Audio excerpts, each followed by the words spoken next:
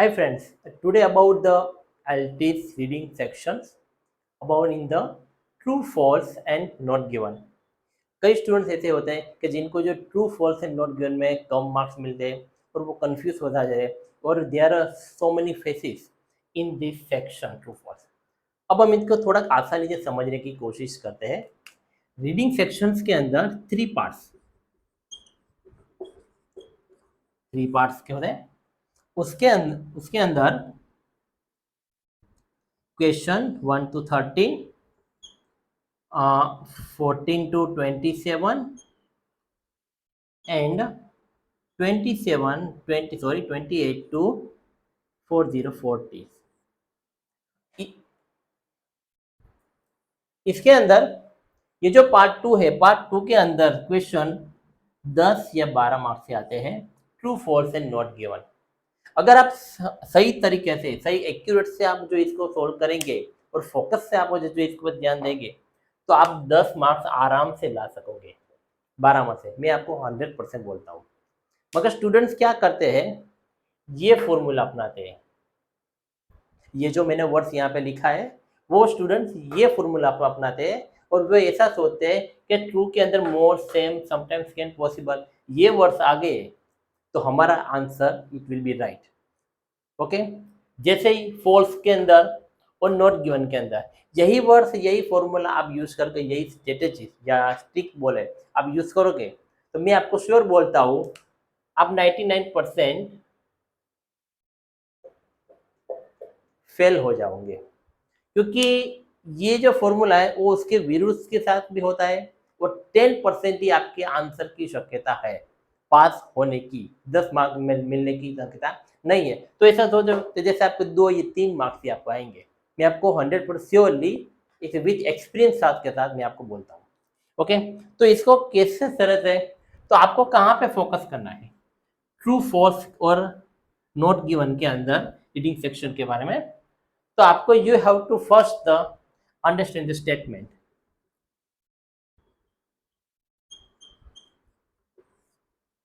अगर आप स्टेटमेंट को अच्छी तरह से नहीं समझोगे तो आप आंसर कैसे फाइंड करोगे। सेकंड थिंग्स आती है कीवर्ड्स।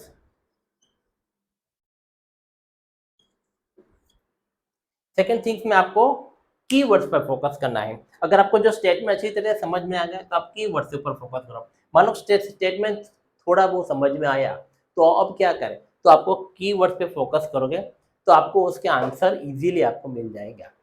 अब एग्जाम्पल के तरीके देखें तो कि तो true, false and not given के अंदर सबसे जो बोरिंग सब्जेक्ट जो पैसेज जो आता है वो दो सब्जेक्ट के आता है। फर्स्ट हिस्ट्री, सेकंड होता है साइंस। ये जो दो सब्जेक्ट्स होते हैं ट्रू, फॉल्स के अंदर एकदम बोरिंग सब्जेक्ट है। अब इसको आसान मान लो कि ट्रू, फॉल्स की इस एग्जाम्पल से हमें समझना है तो किस तरह से समझना है। हिस्ट्री के अंदर मान लो को जो कहते हो उसका पूरा पैसेज आपको समझना नहीं है। मैं क्या बोल रहा हूँ, पूरा पैसेज आपको understand, you have to not understand the whole the passage, okay, but you have to focus only keywords। आपको कीवर्ड्स के ऊपर ही फोकस करना है।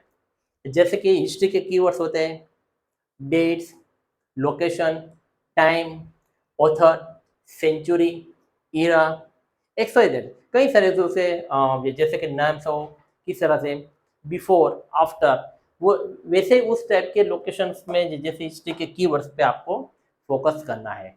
ओके, वही फॉर्मूला हमें साइंस के अंदर भी यूज करना है।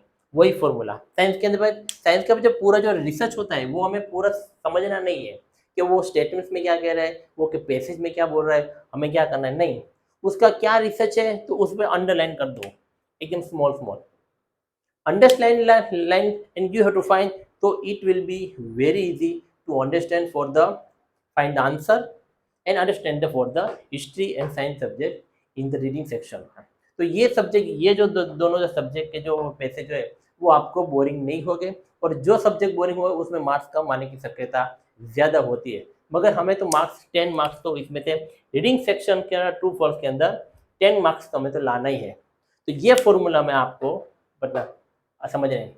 मैं वापस मैं आपको बोल रहा हूँ, अगर आपने ये फॉर्मूला जो आपने यूज़ किया तो आपको 99% आपको मार्क्स आने की शक्यता बहुत कम है। ओके, तो आज का हम वीडियो यहीं पे ख़त्म करते हैं। अगर आपको कुछ क्वेश्चन हो तो आप रीडिंग से कमेंट सेक्शन में जाके मुझे पूछ सकते हैं। Okay, thank you.